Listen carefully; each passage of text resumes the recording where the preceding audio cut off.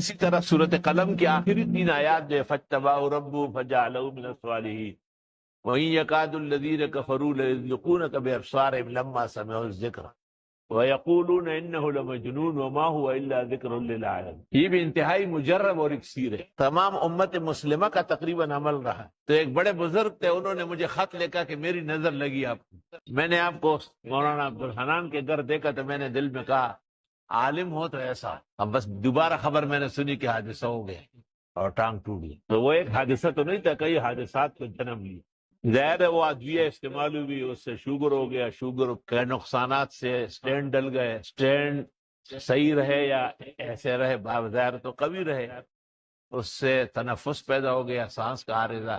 بعض لوگ مجھے کہتے ہیں کہ بالکل بچا نہیں سکتے. میں نے کہا کلاشنکوف سے آپ کسی کو بچا سکتے ہیں؟ جس پہ کلاشنکوف خالی ہو چکا ہو آپ اسے اٹھا لے دور. یہی حال نظر کا ہے. اس سے میرا ایک اور مسئلہ حل ہو گیا، وہ یہ کہ میں نے شروع عمر میں بعض ایسے بزرگوں سے پڑھا ہے جن کو علم کے ساتھ ساتھ اللہ نے بہترین اعمال اور مال بھی بہت دیا، لیکن وہ اپنے شاگردوں کے بارے میں بہت سخت. میں سمجھتا تھا کہ شاید ضروری ہے کہ شاگرد کو گھسیٹا جائے. تو اس واقعے سے میرا یہ مشکل حل ہو گیا.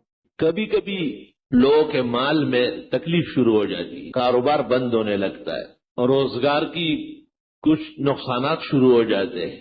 حدیث شریف میں ہے کبھی اللہ مال لے لیتا ہے، جان چھوڑ دیتا ہے. معلوم ہوا کہ تکلیف اور مصیبت اس شخص پر یا اس کی آل و اولاد پر آ رہی تھی، اللہ تعالیٰ نے اس کو ٹال لیا. مال کیا ہے؟ المال غاد دن ورائے ہو، مال صبح و شام آتا جاتا ہے. پشتو میں کہتے ہیں کہ مال کیا ہے؟ یہ تو تلوے کا میل ہے، ہاتھ کا میل. مال تو آتا جاتا ہے، زیادہ ہو یا کم ہو، انسان جب تک رہے گا کچھ نہ کچھ پاس رکھے. لیکن اس کی زندگی، اس کی اولاد، اس کے اعزاء، اس کے گھر بار کی عزت و شرف، اس کا باقی رہنا بہت ضروری ہے. اس سے یہ مسئلہ پیدا ہوا کہ وقت بر وقت، وقت بر وقت کہو، وقت بے وقت مت کہو. وقت بر وقت مناسب اوقات میں کبھی آپ کی ضرورت کے لیے، کبھی دین کی ضرورت کے لیے صدقات مالیہ کیا کرو، مال صدقہ کیا کرو. ان اللہ یامرکم ان تذبحوا بقرہ، اللہ تمہیں حکم دیتا ہے کہ گائے ذبح کرو. ایک مصیبت آئی تھی بنی اسرائیل کو، یہ صدقے میں کالا بکرا کاٹتا ہے. کتنا کم عقل ہے. کالا بکرا تو خود بلا ہے، بلا سے ٹلتی ہے. توبہ کرو، بلا تو طہارت سے ٹلتی ہے. علماء کو چاہیے کہ خطبوں میں کہے کہ کالے رنگ کا تو قطن نہ کاٹے.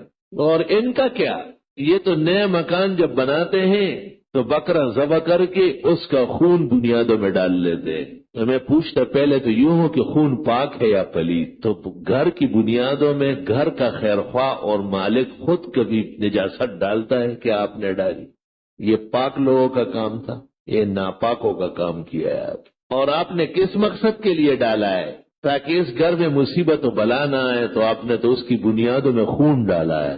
جب تک یہ مکان قائم رہے گا اس میں خونی واقعات پیش آتے رہے. آپ نے تو یہ کوشش کی.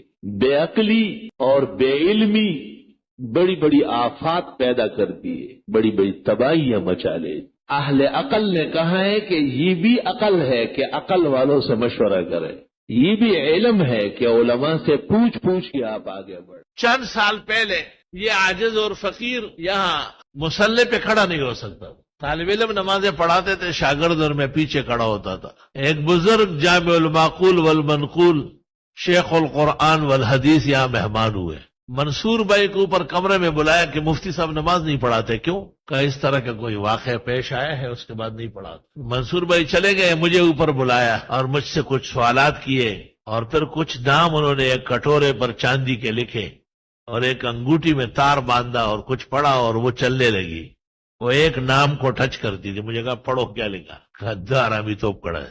پھر مجھے انہوں نے وظیفہ دیا کہ آپ یہ صبح و شام پڑھیں 10 دفعہ. اعوذ باللہ من الشیطان الرجیم بسم اللہ الرحمن الرحیم وارادوا به کیدا فجعلناهم الاخسرین لا الہ الا اللہ دارت فاستدارت نارت فاستنارت حول العرش محمد الرسول اللہ صلی اللہ علیہ وآلہ آلہ وسلم انت شافی انت کافی فی مہمات الامور انت حسبی انت ربی انت لی نعم الوکیل. یہ میں پڑھتا گیا. ویسے بھی اچھے کلمات ہیں.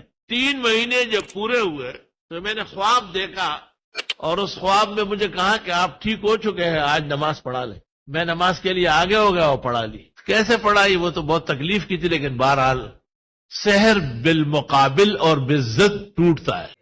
السلام علیکم ورحمۃ اللہ وبرکاتہ۔ محترم ناظرین کرام، مفتی ظفر علی خان صاحب کی ویڈیو دیکھنے کے لیے اور سننے کے لیے، ان کے بیانات کو سننے کے لیے ہمارے چینل کو سبسکرائب ضرور کر لیں۔